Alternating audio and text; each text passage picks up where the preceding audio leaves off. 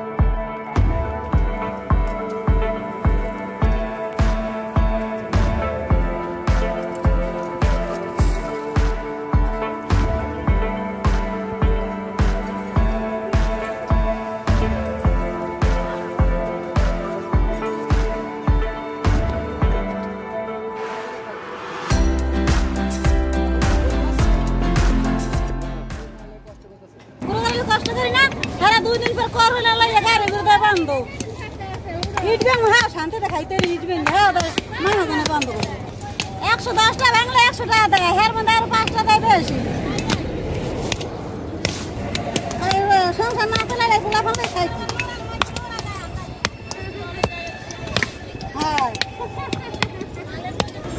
কাঁচরা বাচ্চা আছে, কাঁচরার মধ্যে লোহা, এগুলো সব লোহা। কাঁচরার ভিত্তিতে গর্ত